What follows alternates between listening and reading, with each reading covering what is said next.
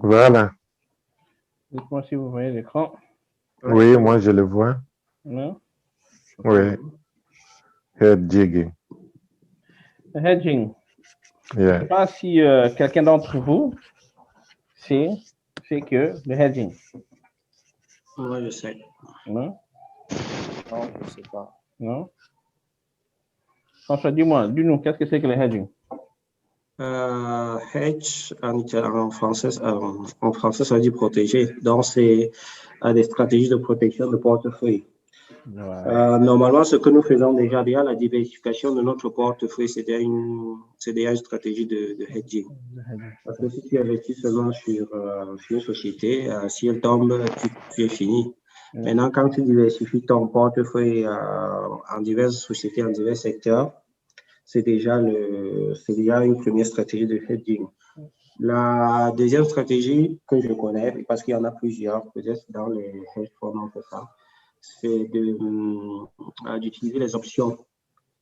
D'utiliser les options pour se protéger. Yeah. Il y a donc les options qu'on appelle les options call ou bien les options pull. Les options pull, pardon. Les options, c'est des droits de vente ou d'achat. Alors, si tu achètes des options sur une action, tu as le droit d'acheter ou de vendre cette action-là si ça atteint un certain prix, un prix que tu fixes au départ. Bon, ça c'est grosso modo, hein. Après le professeur va expliquer ça en détail. Tu as déjà tout expliqué, c'est toute ma présentation. C'est toute ma présentation, bravo. Ben, les gars, j'ai fini, hein. Je pense qu'on va passer à la présentation déjà faite. Il a déjà tout dit. Voilà. Non, c'est un peu ça que je connais. Et puis maintenant, il y a d'autres stratégies que moi, je ne connais pas. Ça, c'est ce que je connais à l'école classique. Maintenant, les hommes du terrain, ils peuvent nous dire comment ils font. C'est qui? Non, mais il a déjà tout dit, en fait. Le hedging, c'est une manière de protéger votre capital et votre portefeuille. La raison pour laquelle je voulais traiter ceci, je pense qu'on avait vu ça la fois passée avec Jafé dans la présentation pour sa séance personnelle sur la diversification. Hein, et, on avait commencé à entamer certains éléments, mais je voulais partager ça en global parce que je pense que c'est l'une des choses la plus importante parce que quand on investit, on parle très peu des risques. Les gens voient plus les gains et la gagne de l'argent, mais le hedging est une manière et une stratégie nécessaire pour, en premier lieu, protéger vos capitales et surtout minimiser les risques que vous prenez sur le marché. Comme François vient de le dire, il y a plusieurs méthodes et stratégies de hedging et on va découvrir certaines dans cette présentation. Voilà, le hedging, c'est une stratégie de découverte, une stratégie d'investissement qui est très utilisée dans le côté professionnel. Mais par contre, chez les particuliers, la meilleure manière que les gens connaissent pour minimiser les risques, c'est la diversification. Mais ce n'est pas tout, il y a plusieurs stratégies. Mais la stratégie la plus connue, ou bien la manière la plus connue de se protéger, c'est par la diversification. La diversification en elle-même est très vaste. Parce que quand on parle de diversification, les gens pensent qu'il suffit d'investir dans plusieurs secteurs et dans plusieurs compagnies. Mais en fait, la diversification en soi n'a rien à voir avec l'investissement dans plusieurs secteurs ou bien dans plusieurs compagnies. La réalité de la diversification, c'est d'investir dans deux compagnies ou bien dans plusieurs types d'actifs qui bougent différents de l'un de l'autre. C'est-à-dire, si tu investis dans un type d'actif, il faut que ton hedge fasse en sorte que si l'actif est en haut et l'autre puisse descendre. Mais ils ne peuvent pas bouger ou bien avoir une tendance dans la même direction. Sinon, ce n'est pas un hedge. Et ce qu'on voit maintenant sur le marché, c'est que la majorité des entreprises ont une corrélation qui vont ou bien qui va dans la même tendance.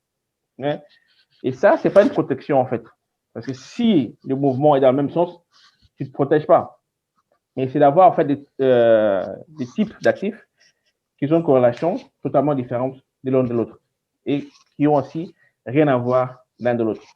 Et en ce moment, sur le marché, tout est lié en fait. Donc, il est très difficile de se diversifier d'une manière principale et correcte. Hein? Tu peux te diversifier dans plusieurs secteurs, mais tout est lié. Que tu investis sur le marché européen, américain ou asiatique, tu vois que la tendance, les choses ont tendance de bouger de la même façon. Donc, la meilleure façon de se protéger contre ça, c'est prendre des hedges qui sont efficaces et qui te permettent de cette manière de te protéger au maximum.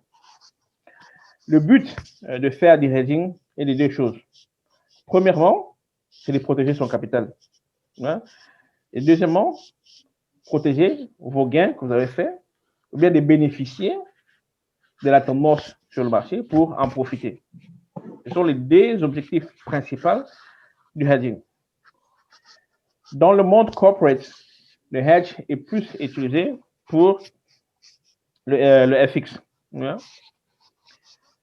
Par exemple, si une compagnie sait qu'ils doivent payer une grosse somme en dollars, et c'est une compagnie qui a un compte en euros, ou bien la monnaie principale, c'est l'euro, oui? Et s'ils doivent payer du dollar, ils vont faire un hedge pour se protéger des mouvements, ou bien la volatilité, comment on appelle ça même, de la monnaie qu'ils doivent acheter. Donc, tu peux te protéger à l'avance. Si tu sais que la facture doit être payée fin février, ouais, tu achètes déjà la devise que tu auras besoin maintenant, au prix actuel du marché maintenant, avec les arrangements que vous pouvez faire avec la banque. Ça te protège si il y a de la volatilité sur le marché et que le dollar est en haut ou en baisse. Comme ça, tu te protèges pour faciliter ta transaction, pour, profiter du taux actuel, parce que les taux, les devises montent et descendent. Voilà. Donc, les compagnies utilisent ça souvent pour se protéger et bénéficier des taux actuels pour ce qui peut venir dans le futur. Dans le monde de la commodité, tu peux aussi investir dans des contrats. Hein? Mais le contrat dans lequel tu vas investir est un contrat que tu achètes maintenant au prix de maintenant, mais un contrat qui va se faire dans le futur. Tu vois? Donc, pour te protéger aussi, tu peux acheter ce contrat-là au prix actuel, aux conditions actuelles, mais si tu es seulement l'obligation de finir de faire la transaction après 6 mois. Mais au moins, en ce moment, tu protèges. Et c'est vraiment beaucoup utilisé dans le monde de compagnie, surtout pour les devises. La plupart des investisseurs pratiquent le hedging uniquement pour couvrir une partie de leur portefeuille. C'est-à-dire qu'ils ne couvrent pas la totalité de l'ensemble d'un portefeuille. Par exemple, si tu as un portefeuille de 10 000, tu ne vas pas couvrir les 10 000. La majorité couvre peut-être 2 ou 3 000 ou bien 5, dépendant de la tolérance de risque. Mais c'est très rare que tu vois des investisseurs particuliers protéger tout leur portefeuille. Très rare.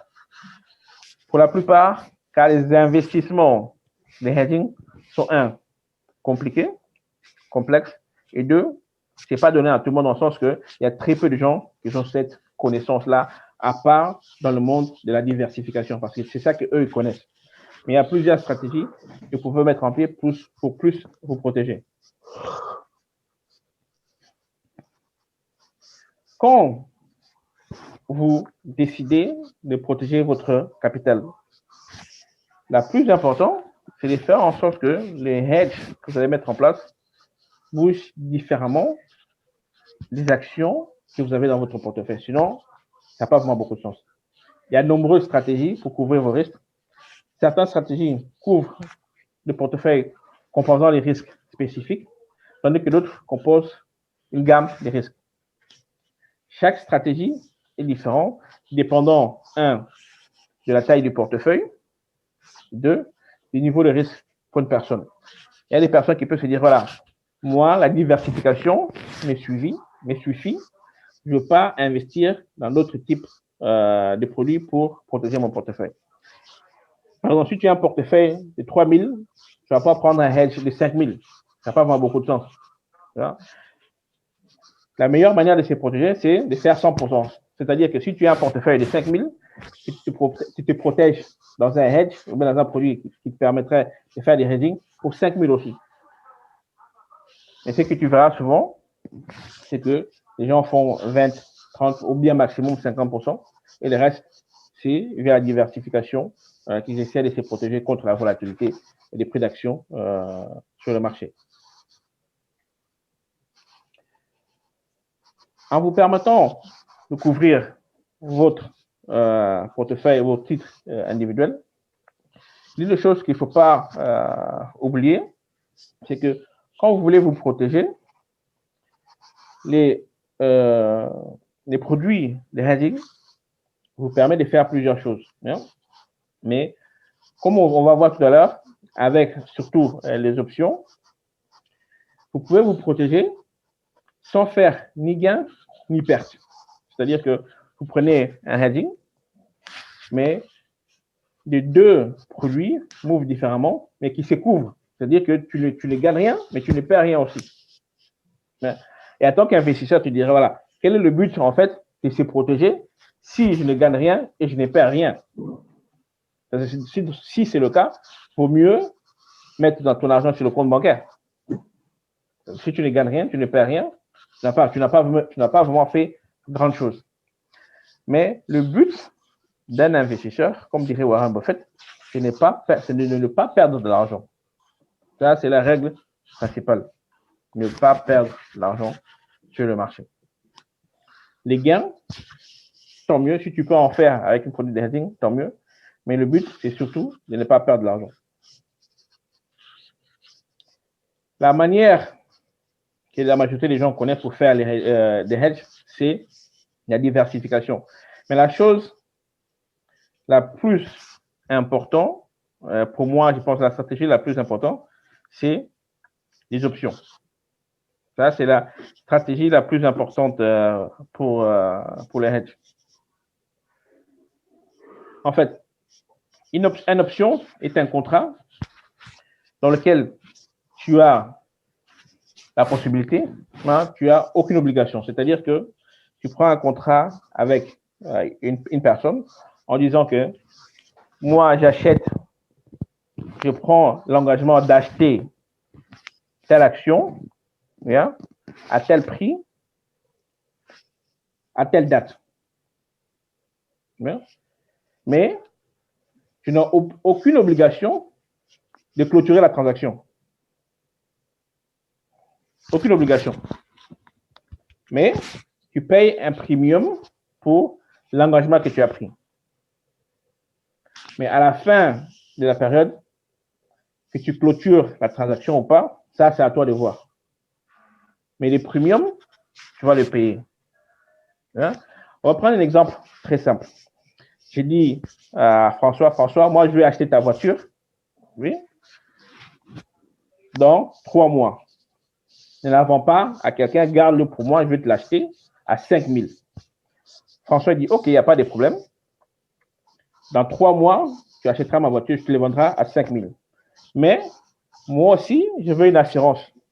Pour garantir que je ne veux pas vendre ta voiture, je ne veux pas vendre la voiture, paye-moi 500 comme garantie que toi, tu viendras acheter ma voiture dans 3 mois. Comme ça, si je trouve un autre acheteur, je ne veux pas vendre, je vais garder la voiture pour toi. Moi, je dis, OK, il n'y a pas de problème. Moi, je te paye les 500 euros. Les 500 euros, c'est ce qu'on appelle le premium pour ton contrat d'option. Après les 3 mois, François me dit, voilà, Samuel, le temps est arrivé. Est-ce que tu vas acheter la voiture? Oui ou non? Et dans ce cas-là, j'ai la possibilité de dire, j'achète. Quand je peux dire aussi non, François, en fait, j'ai vu que en ce moment, je n'ai pas les moyens financiers de payer. Donc, je préfère continuer à marcher à pied ou bien à rouler mon vélo, comme on le fait ici aux Pays-Bas. C'est que François va dire, OK, Samuel, il n'y a pas de problème. On reste quand même des bons amis, malgré que je vais rentrer mes 5 000 euros. Mais les 500 euros de premium que tu as payé, ça reste chez moi. Pour moi, en tant qu'acheteur, j'ai la possibilité d'acheter la voiture à 5 000 alors que je sais que la voiture en vaut même plus. C'est ça le but en fait. tu achètes quelque chose à un prix, mais alors que tu sais que la voiture ou bien l'action que tu vas acheter en vaut plus. Si tu fais un call, parce qu'il y a deux types d'actions. Il y a le call et le put. Hein?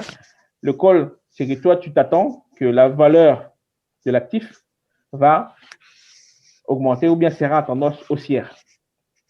Le put, c'est quand tu penses que l'action ou bien le type d'actif sera à tendance baissière. Donc, tu mises que l'action ou bien la valeur va descendre. Mais si tu penses que la valeur va augmenter, tu prends un put. Mais si, par exemple, je sais que la voiture, je l'achète aujourd'hui à 5 000, mais je sais que dans 3 mois, elle en vaudra 15 000, si je peux l'acheter aujourd'hui à 5 000, je suis gagnant parce que je pourrais le revendre à la date du clôture du contrat à 15 000.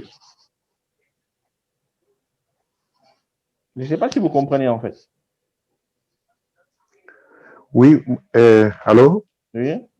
Oui, moi je vous suis très bien. Mais quand on a déposé le premium de 500 là, Oui. je crois que ce n'est pas illimité. Il faut limiter les temps, quoi. Non, c'est ça C'est-à-dire, je vous garde la voiture. Pour 3 mois. Il ne va pas garder la voiture pour 1 an. Oui. Le temps est défini en avant. OK. Donc, après les 3 mois, vous n'êtes pas venu chercher la voiture. Donc, le contrat, je crois, juridiquement, il est cassé. Tout à fait. La période de contrat, c'est défini. Oui. Si avant les 3 mois, tu décides d'acheter. Et les 500 irremboursables. Irremboursable. Non, ça, c'est le premier que tu payes. On ne te rembourse pas. Pardon? On ne te rembourse pas les 500. OK. Donc, oui, on ne rembourse pas. D'accord. OK. Donc, le premier que tu payes, tu ne vas plus récupérer ça. Mais la seule chose, en tant qu'investisseur, tu as l'option d'acheter la voiture, mais, si tu le désires. Mais si par après, dans les 3 mois, tu dis que je ne veux pas, il n'y a pas de problème. Tu laisses. Mais les 500, tu ne vas pas les récupérer. Hein? Prenons maintenant un cas concret. Admettons que je pense que la valeur d'Apple sera dans 3 mois à 100, on va dire 160. Allez, à l'heure actuelle, 135 à 139. Hein? J'achète un put, un call sur Apple. C'est-à-dire que je pense que la valeur va augmenter. Hein? J'achète un contrat et je mets le prix à 150. C'est-à-dire, à l'heure actuelle, si l'action coûte 135, entre 135 à 139, si l'action atteint les 150, je suis gagnant dans les 3 mois. Bien. Si l'action descend, je suis perdant. Donc là, tu mises en fait sur la tendance haussière ou bien baissière de la valeur. Bien. Dans le cas d'Apple, je prends un option call. Je dis que la valeur sera dans 3 mois à 160. Bien. Si ta valeur continue à monter, tu peux mettre des limites auxquelles tu veux. Tu peux dire que voilà, je la mets à 150. À partir de 150, je sors. Tu peux. Hein? Si avant les 3 mois, la valeur atteint le prix que tu avais décidé, tant mieux pour toi. Hein? Mais à l'heure actuelle, je peux acheter un call option d'Apple, on va dire à 110.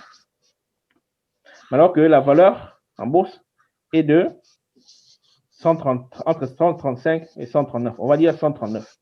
Mais tu l'achètes à un prix inférieur. La seule chose avec les options, c'est que tu ne peux pas acheter une action. Tu achètes par paquet. Hein? Et normalement, c'est par paquet de 100. Obligatoire. Donc, tu ne peux pas acheter, on va dire, une action pour faire un pouce. Non. Tu achètes un panier d'actions. Et la majorité de compagnies donnent l'option, de la possibilité d'acheter par 100. C'est-à-dire qu'un contrat a 100 actions dedans.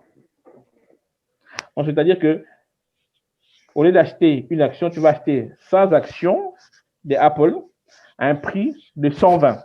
on va dire. Hein, alors que la valeur actuelle de l'action est à 130. Mais tu l'achètes à un prix beaucoup inférieur. Hein. Tu achètes sans action à 120. Si le prix augmente, ça monte, tu vas gagner, mais le prix auquel tu as payé aujourd'hui, c'est au prix auquel on va te le vendre.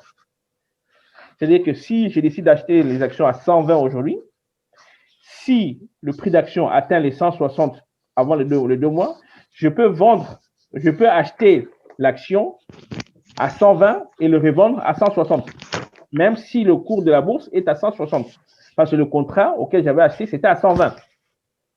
Donc, tu achètes une valeur à un prix inférieur au prix du marché, mais à l'heure actuelle. Tu achètes aujourd'hui et tu as la possibilité de dire que voilà, je garde le contrat ou bien je ne le veux pas. Si tu les gardes, tu achèteras les valeurs à 120 et si tu veux les revendre, tu peux les revendre à 160. Donc la différence, ça sera ton bénéfice. Et si tu prends une option put, c'est l'inverse en fait. Donc c'est une stratégie très intéressante qui te permet d'accélérer les gains que tu peux faire dans une transaction. Yeah? Mais par contre, si c'est l'inverse, tu perds aussi beaucoup.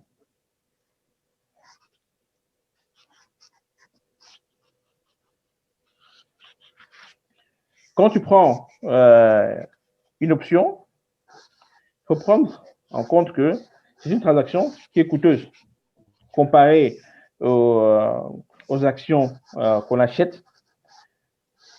L'option est beaucoup plus chère. Donc, je sais qu'en ce moment, si j'achète une action sur le marché américain sur des jours, je paye environ 50 centimes par transaction. Yeah? Mais si je fais un call option, yeah, je paye environ, je pense, entre 8 à 10 euros pour l'achat et 10 euros pour la revente. C'est-à-dire que la transaction en elle-même te coûte déjà 20 euros. Pour l'acheter et pour la revente, tu payes 20 euros minimum. Yeah? Donc, ce qui veut dire que si tu ne fais pas un bénéfice de plus de 20 euros, tu as déjà perdu. Yeah? Tu as déjà perdu. Mais ce qui est bien avec les options, c'est quand tu les achètes en paquet, les gains que tu peux faire, c'est énorme. C'est vraiment, il y a une grande différence. Les gains que tu peux faire, c'est rien à voir. Parce qu'avec les actions, tu fais un par un, mais quand tu achètes un paquet, c'est vraiment l'accélérateur en fait. Si tu veux cartonner en bourse, c'est vraiment une manière d'accélérer très efficace. Mais c'est coûteux. C'est pas donné à tout le monde. Il faut savoir ce que tu fais et comprendre en fait la stratégie derrière. Mais les options est une stratégie ou bien un instrument qui est très important pour un investisseur. Mais la majorité des gens qui les utilisent en fait, ce sont les traders. Pour les traders, c'est très intéressant. Et les investisseurs qui s'y connaissent et qui sont dans le milieu depuis longtemps l'utilisent beaucoup pour exploser en fait. J'ai une question là. Oui. Attends, sur des gyros, bon, je ne sais pas si c'est peut-être mon profil. Hein. Sur des gyros, j'ai le profil basic. C'est parce que je n'ai pas le profil avancé que je ne peux pas trader les options ou bien. Tu peux chez les gyros, mais je ne traite jamais les options chez les gyros. Il y a la possibilité, mais c'est minime. C'est-à-dire que tu n'as pas vraiment beaucoup de choix. Tu vois? Tu peux seulement investir dans certaines catégories. Tu vois? Je sais que pendant la crise, ils avaient interdit de faire des put options. Tu ne pouvais pas faire du shorting pendant la crise chez les gyros. Ils avaient complètement interdit ça, donc tu n'avais pas cette option. Mais je sais qu'il est possible d'acheter et de vendre des options chez les gyros, mais c'est très minime en fait. C'est seulement sur certains produits qu'eux proposent. Donc, si tu veux, par exemple, faire un call option avec Apple ou bien Microsoft, tu n'auras pas la possibilité chez les gyros. Mais ce n'est pas aussi quelque chose auquel j'ai investi beaucoup de temps à regarder. J'avais regardé ça, je pense, 2-3 fois. Et la possibilité qui donnait était très minime, donc je ne me suis plus vraiment intéressé. Mais je n'ai pas vraiment investigué ça en profondeur pour donner une bonne réponse. Mais tu as la possibilité, mais personnellement, la dernière fois que j'avais regardé, c'était en été, hein, c'était très minime. Très minime. J'ai fait des options avec un autre broker. Bien. OK. La deuxième manière de minimaliser ses risques, c'est de stocker son cash. Bien. Mais la seule chose le problème avec le cash, c'est que tu ne gagnes rien. On dit cash is king, mais cash is trash aussi. Le cash, tu peux le stocker pour avoir la liquidité, mais ça ne te rapporte rien. Ça ne te fait aucun rendement. Tu perds même à cause de l'inflation. C'est-à-dire que ton pouvoir d'achat va diminuer. Si tu stockes une grande partie des cash pour un certain temps, les 10 € auxquels tu pouvais t'acheter beaucoup de nourriture ne vaudront plus la même chose après 5 ans. C'est-à-dire que si aujourd'hui tu peux acheter 12 paquets de lait avec 10 €, dans 3 ans, tu pourras peut-être acheter 5. Voilà. Et c'est ça, en fait, l'inflation, c'est que l'argent perd sa valeur au fil du temps. Donc, c'est pour ça qu'on dit souvent que c'est mieux d'investir son cash que de le mettre sous le matelas. Et la manière la plus connue pour diminuer ces risques, c'est la diversification. Il y a plusieurs manières de se diversifier, que ce soit côté secteur, côté région et surtout côté type d'actifs. Mais comme j'avais dit tout à l'heure, la corrélation en ce moment sur le marché, il n'y en a pas beaucoup en fait. Toutes les choses vont dans la même direction. Même l'or, qui est un hedge en période de crise, est aussi haussière. Alors que tu penserais que les actions partiront d'une autre direction. Mais toutes les choses vont dans la même direction, dans la même tendance. Et les côtés diversification dans les stocks d'actifs, c'est pas vraiment, il n'y a pas vraiment une bonne corrélation qui permet aux investisseurs vraiment de se protéger d'une manière efficace. Parce que pendant la période de crise, les gens achetaient de l'or. Parce qu'ils pensaient que voilà, les actions vont baisser, donc on va beaucoup investir dans l'or. Mais ce que tu vois maintenant, c'est que le prix d'action monte, le prix de l'or monte aussi. Donc, ils ont tous la même tendance. Donc, il n'y a aucune corrélation qui permet de se protéger, surtout en ces moments. Même côté sectoriel, on voit que la majorité des secteurs sont en hausse en ce moment. Ouais. Surtout si tu sais choisir tes actions. Si tu sais bien les choisir, la majorité, les plus grandes parts des actions sont haussières. Le marché aussi en ce moment, c'est ce qui est étonnant. Mais c'est vraiment dû au fait que le gouvernement soit en train de pomper beaucoup d'argent sur le marché. Il y a trop de liquidités. Il n'y a pas une autre place où jouer avec l'argent. Donc, tout le monde met son argent en bourse. Mais dès que nous serons revenus sur la normale, la liquidité va diminuer et les vrais investisseurs vont se montrer parce que en ce moment, en fait, c'est un peu comme le casino. Tu joues, tu gagnes. Et, avec très peu d'efforts, tu peux gagner beaucoup d'argent. Mais si la tendance change, on revient au temps normal, ça sera vraiment, vraiment différent. Vous allez voir qu'il y aura moins de liquidité sur le marché et les bons deals seront beaucoup plus difficiles à trouver. Donc, ce qui demandera beaucoup plus de recherche et d'études pour trouver de bonnes entreprises dans lesquelles investir.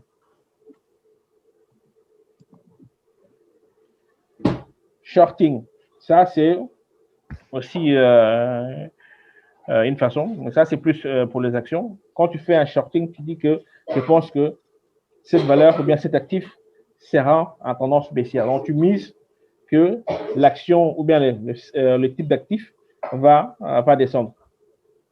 Et je sais que c'est des giros pendant la période de crise en mars, septembre, ils avaient bloqué. Tu ne pouvais pas faire des shortings. Je ne sais pas s'ils ont déjà changé, mais sur les giros, ce n'était pas possible de faire des shortings pendant la période.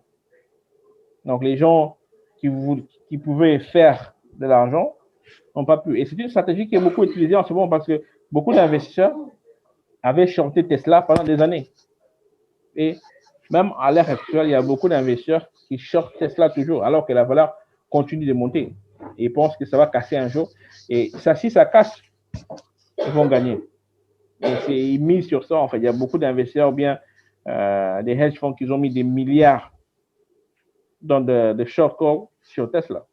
Et en tant qu'investisseur, vous pouvez le faire aussi pour profiter de la crise ou bien d'une tendance baissière. Si tu penses que, surtout avant la période de earnings, si tu penses que la compagnie ne va pas pouvoir délivrer des chiffres qui vont répondre aux attentes des analystes, tu peux faire un short sur une valeur, et si ça le prix de l'action descend, tu risques de gagner beaucoup d'argent. En fait, ce qui est bien avec quand tu fais un short, c'est une vente à découvert d'actions ou d'un contrat à terme moyen rentable qui te permet aussi de te protéger sur le court et le long terme. Mais ce qui est aussi risquant quand tu fais du shorting, c'est de ne pas mettre des limites. Pour les gens qui veulent prendre des risques, c'est toujours bien d'avoir certaines limites. Je dis que voilà, je suis prêt à aller jusqu'à tel point et je suis prêt à sortir à tel point. Et en tant qu'investisseur, si tu investis, que ce soit dans tel type d'actifs, il faut savoir quand rentrer, pourquoi tu rentres et quand sortir. Ça, c'est primordial. Quand vous investissez dans une valeur ou bien dans un actif, posez-vous toujours la question, pourquoi j'ai investi dans tel? À quel prix je vais investir dans tel type d'actif? Et à quel prix je vais prendre mes bénéfices ou bien couper mes pertes? Ce sont des questions que vous devez vous poser dans chaque investissement. Dans chaque investissement, il faut se poser cette question-là.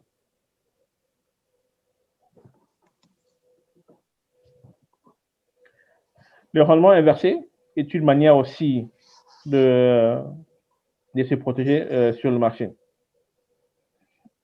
Quand on parle de rendement inversé, c'est plus en fait d'investir dans le type d'actifs qui performent différemment du marché. C'est-à-dire, si le marché est haussier en ce moment, tu prends un produit que lui bouge seulement s'il y a une crise. C'est-à-dire, si le marché est haussier, ton produit sera soit il fera du surplace, soit il sera baissier. Mais si le marché se casse, elle va monter. Et si elle monte, je risque de gagner beaucoup d'argent. Je sais qu'il y avait un investisseur américain, il s'appelle Mark Cuban. C'était un investisseur américain. Il avait vendu sa compagnie à Yahoo dans les années 2000 à une grande, je pense que c'est entre 5 à 6 milliards qu'ils avaient vendu la compagnie à Yahoo. C'était pendant le dot-com bubble. Donc, quand ils ont vendu la compagnie à Yahoo, il y avait des rumeurs qu'il y a une crise qui venait. Mais la manière dont il a vendu la compagnie, ils avaient vendu ça moitié cash et moitié action de Yahoo. Yahoo, bien Yahoo. Et ce qu'il a fait, il a pris des actions. Voilà. Il a pris des actions, ou bien elle a pris des calls, ou bien des puts sur Yahoo. C'est-à-dire qu'il a protégé son investissement de cette manière-là. Et quand Yahoo, l'action de Yahoo a cassé et tombé, la protection qu'il avait pris était haussière. Donc, il a pu, protéger son capital, revendre les actions de Yahoo qu'il avait achetées à un prix beaucoup plus élevé et récupérer ses gains de cette manière. Vous pouvez le faire avec il y a plusieurs ETF qui vous permettent de le faire. Il y a le VIX, qui est plus un ETF, un produit de volatilité. Mais je vous donnerai certains ETF qui vous permettent en fait de protéger vos capitals sur l'entièreté du marché. À la fin, je vous montrerai comment les faire et quels sont les produits que vous pouvez utiliser. Voilà. Le VIX, en fait, c'est l'achat des volatilités, c'est ça. Et quand vous achetez le VIX, en fait, vous protégez et misez sur la volatilité du marché. C'est une manière de prendre aussi un hedge sur la totalité du marché américain. Et ce qui est bien avec le VIX, c'est un indice qui n'est pas cher et abordable à tout le monde. Mais il y a aussi des ETF qui vous permettent d'investir ou bien d'acheter de contrats à long ou bien à court terme si vous misez sur une tendance haussière ou baissière. Comment choisir quel type ou bien quelle sorte de hedging il faut prendre? Tout ça dépend en fait de la stratégie que vous allez mettre sur pied ou bien de votre niveau de risque. Moi, personnellement, je trouve que la diversification est une très bonne manière de se protéger, mais elle n'est pas suffisante. Côté type d'actif aussi, c'est bien, mais ce n'est pas suffisant. La meilleure manière de se protéger contre ce portefeuille, c'est d'avoir l'ensemble de tout. Options, des indices, des hedging que vous pouvez acheter et plusieurs types d'actifs qui bougent de manière qui ont une corrélation différente des uns des autres en période critique. Ce qui est vraiment pas le cas en ce moment, comme on peut voir sur le marché. Donc, la meilleure chose à faire, c'est avoir un ensemble de tout pour mieux se protéger. Ça, c'est le meilleur conseil que je peux vous donner. Concernant les types d'actifs qu'il faut mettre dans ce portefeuille, il y en a plusieurs, mais tous les types d'actifs ne sont pas intéressants pour chaque profil. Surtout dans la majorité des gens avec qui nous sommes ce soir, misent plus sur la croissance. Et quand tu mises sur la croissance, les obligations en ce moment ne sont pas vraiment trop intéressantes pour toi parce que ça ne t'offre rien. Voilà, ça c'est un. Des deux, quand tu as un petit portefeuille, investir sur les obligations, ce n'est pas trop intéressant. Parce que quand tu as un petit portefeuille, ce que tu veux, c'est le faire croître le plus rapidement possible. Et c'est mieux de miser dans des valeurs, dans des ETF qui te donnent la diversification, mais qui te permet aussi cette croissance-là que des obligations ne te permettront pas. Voilà, les obligations te payent, je pense, en ce moment-ci, c'est trop, peut-être dans les 1%. Et 1% même, c'est beaucoup. Voilà. Et si tu vas avoir 1% sur ton investissement, tu n'as rien fait. Il vaut mieux mettre ça dans un ETF ou bien dans une action qui peut-être te donnera 5% par an. C'est toujours mieux que 1%. Et il y a des ETF en ce moment qui te font un retour sur investissement de 20% par an. Facilement. Donc, si tu dois choisir entre un... Est-ce qu'on peut donc dire que c'est le moment de prendre les options? Moi, personnellement, j'utilise les options, pas pour me protéger, mais plus pour accélérer les gains.